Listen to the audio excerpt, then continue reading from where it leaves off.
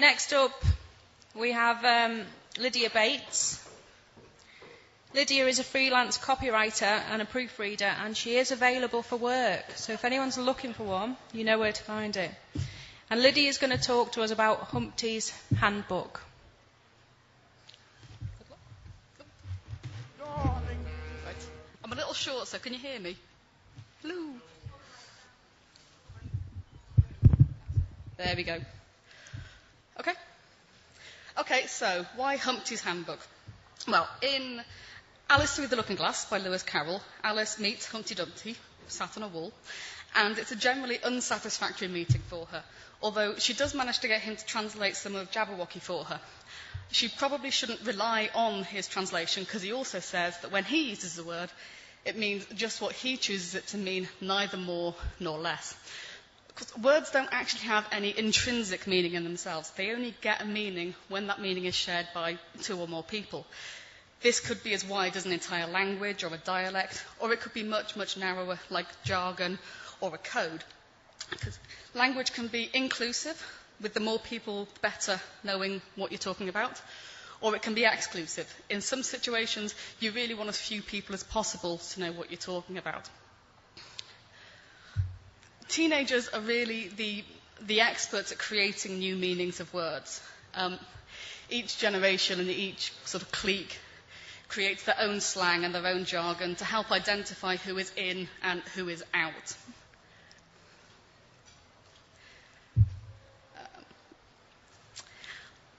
Often, the process of words change their meaning is called semantic change, semantic shift.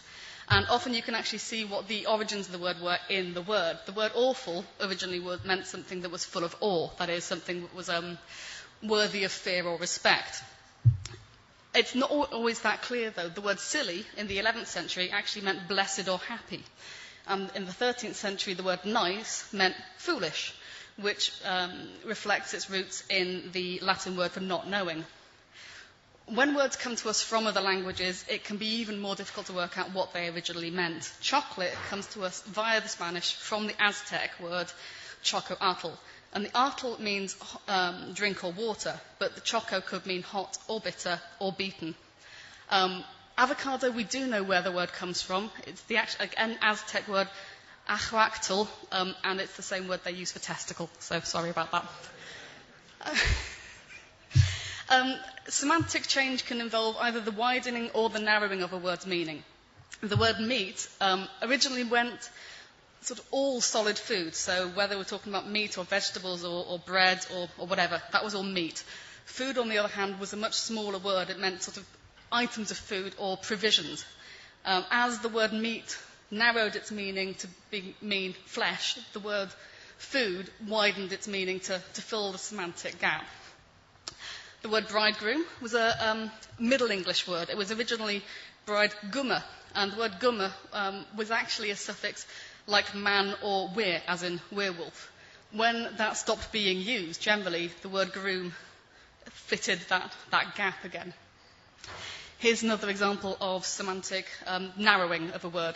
The word girl originally just meant a young child of either gender. It wasn't actually specifically relating to female children. Some words have unusual connections. You'd think maybe that heroin and heroin, it must be a coincidence, but they're actually very, very closely related. Heroin, the drug, was actually invented by the German drug company Bayer, and they trademarked it, and they called it heroin because it had a heroic effect on the people that used it. It was intended to be a cough suppressant and a replacement for morphine that didn't have any of the nasty side effects that morphine has. The word tattoo, it might not surprise you, it comes from the Polynesian word, the word tatau, which means either tapping or striking or creating a rhythm, which brings us to the military tattoo, which also has lots of rhythm and beating of drums and marching. And the connection between those two words is that there actually is no connection at all, surprisingly. The military tattoo actually comes from a word that the English army picked up from a Dutch phrase when they were camped in Flemish barracks during the Austrian War of Succession. And it's the phrase "do dem tap to," or tap to, which is basically the Dutch expression for last orders. It was the signal for the innkeepers and taverners to turn off the tap of the beer and send the troops home.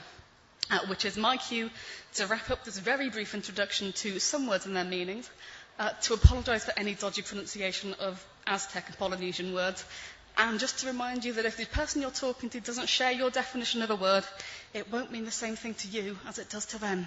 Thank you. It's country and flag. Make a girl sell her body for a $5 bag.